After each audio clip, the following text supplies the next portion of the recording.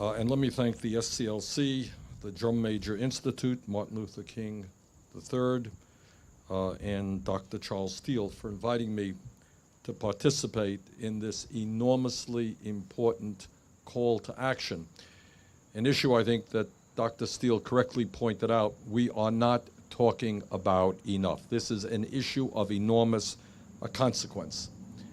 I am reminded that a few months ago, I visited with my wife and many other members of Congress, Selma, Alabama, to honor the incredible bravery of those who marched, who put their lives on the line on Bloody Sunday 50 years ago. And we understand that change does not take place, and that is the theme, I think, today, unless people stand up and say enough is enough. We are not going to see democracy undermined in the United States of America. How can we go around the world and talk to developing countries about the importance of democracy when we are losing important elements of our own democracy? Enough is enough. In my view, we are seeing a multi-pronged attack on democracy in America today, and the results of that is in this last election, 63% of the American people did not vote, 80% of young people did not vote, 75% of low-income working people did not vote. So what we are seeing is a low voter turnout, but we're also seeing something else that should be put on the table. And one of the reasons that people are not voting is they're saying, well, I have one vote, but there are millionaires and billionaires out there that are pouring huge amounts of money into the political process. Does that sound like democracy? When one family can put more money into the political process than either the Democratic or Republican Party? Does it sound like democracy when billionaires are literally buying candidates?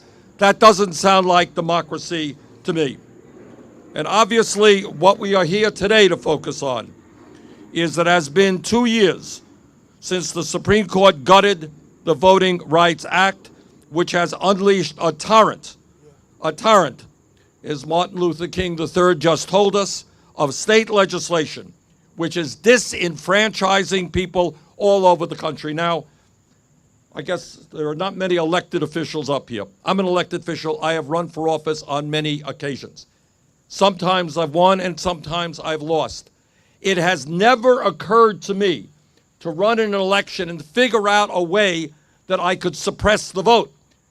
My job as a candidate is to get people to vote for me based on my ideas. My job is not to figure out a way to keep people whose views are different from mine from voting. And let me be very clear and say it in a nonpartisan way. Anybody who is suppressing the vote, anybody who is intentionally trying to keep people from voting because that candidate knows that those people will vote against him or her, that person is a political coward. That person is undermining American democracy. That's right. If you don't have the guts to run for office on your ideas, then you shouldn't run for office at all. You shouldn't be running for office trying to keep people, trying to suppress the vote. And as we've already heard, we already have serious problems in terms of voter turnout, lower than many other countries, and in terms of how we register to people to vote. In my view, and we will introduce legislation on that, I believe today, we will make voter registration automatic. Shouldn't be complicated. If you're 18 years of age, guess what? You are registered to vote. Other countries are doing that. As has been heard, many other countries have 95% people who are registered to vote. We are at 68%. That is wrong. Furthermore, as Martin Luther King III said, there is nothing holy about voting on a Tuesday. We want to celebrate democracy, and we have introduced legislation, and I guess Senator Schumer has as well, to make voting day on a weekend where people have the opportunity to be thinking, have the opportunity and the time to get out and vote. I think the issue is pretty clear. if we believe in a vibrant democracy, we want to have the highest voter turnout in the world, not the lowest. And we must oppose ruthlessly and as hard as we can any effort to suppress the vote. Voter fraud is, in fact, a serious crime in my view and should be punished. The good news is we have virtually no voter fraud in America. What is the fraud is the people are changing laws because of so-called voter fraud. That's the fraud.